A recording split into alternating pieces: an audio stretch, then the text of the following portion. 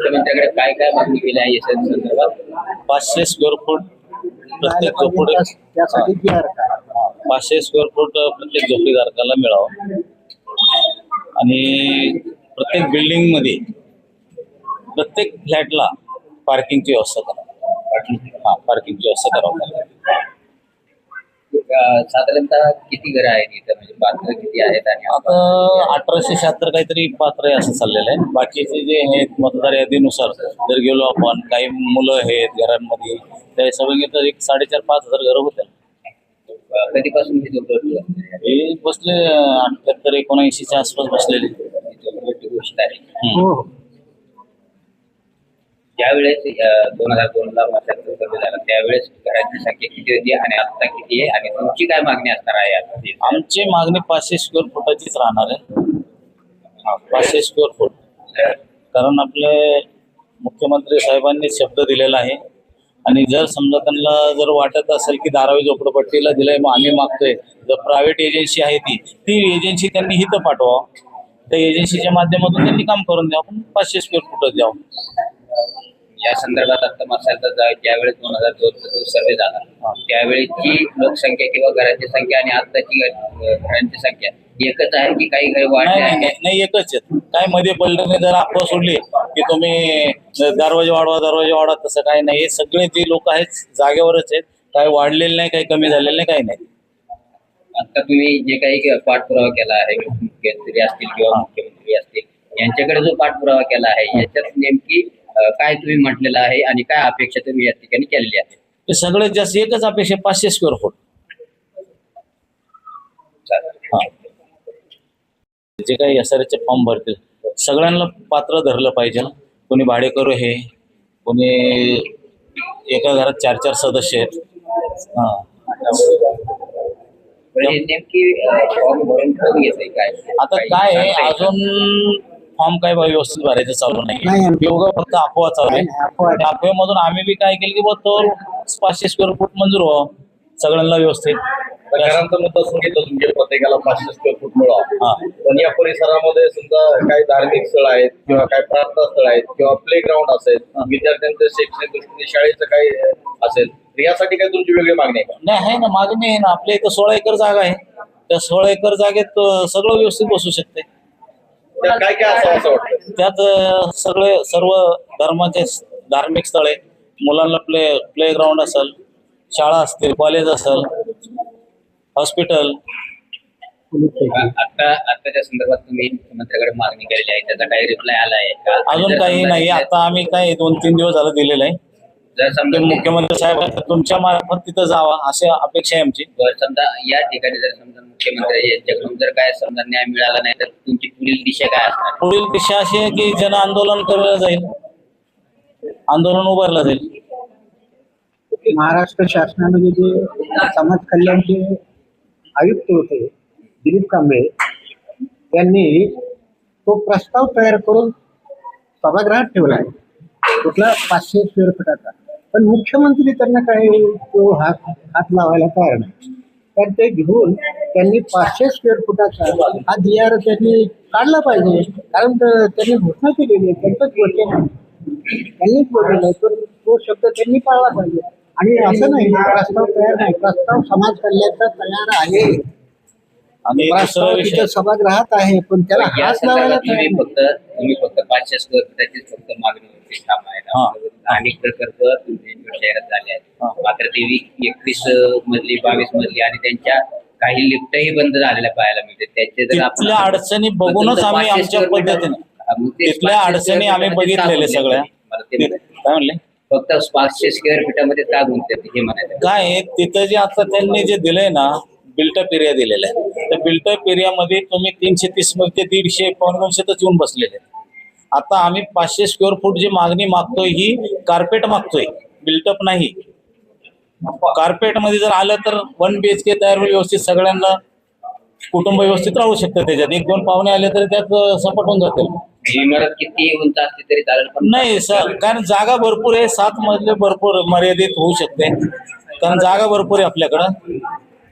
काही उंची वाढवण्यात आता. आणि दुसरा विषय आमचा असा राहील सगळ्यात महत्वाचा की ज्या वेळेस आम्ही बिल्डरला समजा काही प्राधान्य देऊ किंवा हे व्हायला पाहिजे, त्याच्यावरती त्यांनी एकही मजला वाढवू नये त्यांच्या TDR साठी, ही एक विनंती राहील. झोपडपट्टी पुनर्वासन करत असताना सरकार जिथं घरदार आहे तिथं त्याच व्यक्तीला पात्र ठरलं जातं. हो बरोबर. परंतु तुम्ही भाडेकरांनाही त्या ठिकाणी घर मिळावे असे तुमची मागणी आहे. हो बरोबर. घर मालकाने कुठं जायचं? नाही, घर मालकाने म्हणजे एका माणसाचे समजा 2 घर असतील, 2 घर असतील, त्याच्यामध्ये तुम्ही ते ऍडजस्ट करायचं.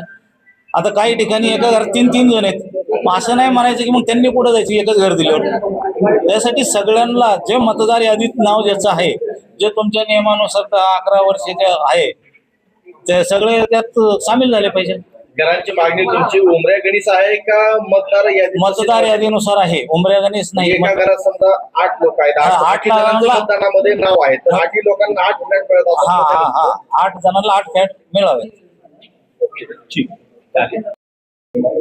बालाजीनगरमध्ये रमाई आवास योजना, त्यावेळेस मी बरेच कार्यकर्ते म्हणायचे सगळ्यांच्या कानावर आहे, आणि ते ग्रामीणला असतं, इथं शहरात असतं का. मग त्यासाठी लावून धरून आम्ही 4-5 वर्षे सारखं मंत्रालय, collector office, MIDC, Pimpri Chinchwad महानगरपालिका आयुक्त यांच्याकडे चक्रा मारून धरणे, आंदोलने, उपोषणे करून शेवटी इथल्या जी MIDCची जागा आहे, त्या MIDCच्या जागेला रमाई आवास योजनेमुळं ते NOC देत नव्हते ना, कारण जागा आमची, आम्ही NOC देणार नाही. त्यासाठी आम्हाला आमची सर्वहारा उत्कर्ष चिंतन समाजी सामाजिक संघटना, आम्हाला राष्ट्रपतीकडे जावं लागलं. आम्ही गेलो दिल्लीला. आजच्या राष्ट्रपती जे द्रौपदी मुर्मू आहेत, त्यांचं लेटर इथल्या शासनाला पाठविलं एक आदेश म्हणून, आणि त्याप्रमाणे इथं रमाई आवास योजना राबविली आणि ते राबविण्यात आली. पैसे जरी आम्ही उचलले नाही तरी आम्ही म्हणतो राबविण्यात आली का, पैसे येऊन पडले. आमच्या प्रत्येक मागणीधारक कॅन्डिडेटला इथं पालिकेत पैसे आले, पण इथलेच काही कार्यकर्ते म्हणले तुम्ही जुने जाणते, तुम्ही या झोपडपट्टीसाठीच नाही तर या पिंपरी चिंचवड परिसरातल्या सर्व जिथं जिथं अडचण असेल तिथं तिथं तुम्ही सर्व लोकांना सहकार्य केले, तुम्ही याच लोकांसाठी हे करणार. आणि याच्यातून बी काही SC कॅन्डिडेटला कास्ट सर्टिफिकेट नसतंय, त्यांनी काय करायचं, कारण ते शाळेतच जात नाहीत. आणि बाकीचे तर अदर कास्ट जे आहेत त्यांचा तर प्रश्नच नाही. आणि शासनाचं धोरण असं आहे की शासनाचा कुठलाही प्रकल्प एक ठिकाणी झाला, एक जागेवर झाला, तर त्या ठिकाणी दुसरा प्रकल्प कदापि होऊ शकत नाही. म्हणून आम्हीही असा विचार केला की अरे बाबा, हे आमच्याच 100-200 लोकांसाठी ही योजना राबविण्यासाठी आपलीच बांधवं आहेत. ती बांधवं 10x10च्या घरात, 10x15च्या घरात, काहीला तर 7x8चे बी घरं आहेत. अशा घरात राहतात. म्हणून आम्ही त्याला त्याग केलं, रमाई आवास बाजूला ठेवून SRAला संमती दिली. आणि त्यातून काय झालं, ज्यावेळेस आपल्या महाराष्ट्राचे सध्याचे मुख्यमंत्री देवेंद्र फडणवीस साहेब उपमुख्यमंत्री होते, त्यावेळेस शिवाजी पार्कवर 23 नोव्हेंबर 2024ला सभा लागली होती. त्या सभेमध्ये त्यांनी जाहीर केलं, आमची जर सत्ता तुम्ही परत आणून दिली तर तुम्ही झोपडपट्टीधारक 100-150 स्क्वेअर फुटाच्या घरात काय राहता, आम्ही तुम्हाला 500 प्रत्येकी 500 स्क्वेअर फुटाचं घर देऊ, अशी त्यांनी घोषणा केली. त्याप्रमाणे कागदपत्र सुद्धा तसे आहेत, त्यावेळेची कात्रणं आहेत. म्हणून आम्ही 20 जानेवारी आमच्या सामाजिक संघटनेतर्फे 2025ला मुख्यमंत्री, दोन्ही उपमुख्यमंत्री, समाज कल्याण मंत्री यांच्याकडे अशी मागणी केली की तुमच्या जे तुम्ही आश्वासन दिले त्या 500 स्क्वेअर फुटाच्या आश्वासनाची, साहेब आता तुम्ही मुख्यमंत्री आहेत, आमच्या महाराष्ट्राचे तुम्ही पालक आहात, आद्य नंबर 1चे आहात, तर तुम्ही आता तो प्रश्न हातात घेऊन तुम्ही दिलेला शब्द पाळा. यासाठी आम्ही त्यावेळेस पासून झटतोय आणि त्या झटण्यामुळं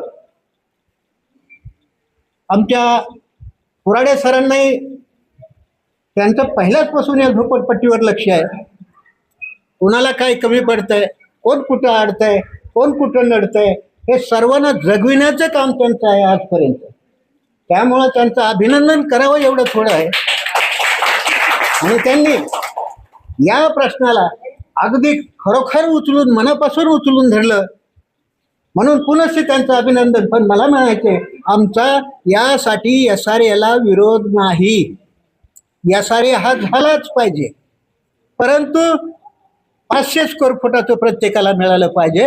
आणि जो ह्या झोपडपट्टीत राहतो, जो सध्या अस्तित्वात आहे, त्याला प्रत्येकाला घर हे मिळालंच पाहिजे.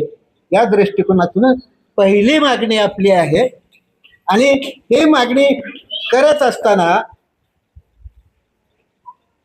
500 स्क्वेअर फुटाबरोबर आपण आज कुणाच्या लक्षात येईल की हा भाडेकरी राहतो, याला कसं द्यायचं. पण ज्या वेळेस आपण म्हणतो भाडेकरी राहतो त्याला द्यायचं नाही, तो बसत नाही नियमात, मग मला असं म्हणायचंय की तो नियमात आता घराच्या टायमाला बसत नाही, पण तो मतदान करताना तिथला प्रतिनिधी निवडून देताना त्याचं मतदान असतं, ते कसं यंदा चालतं, ते कसं चालतं. म्हणून त्या सुद्धा लोकांना मिळालं पाहिजे अशी आमची मागणी.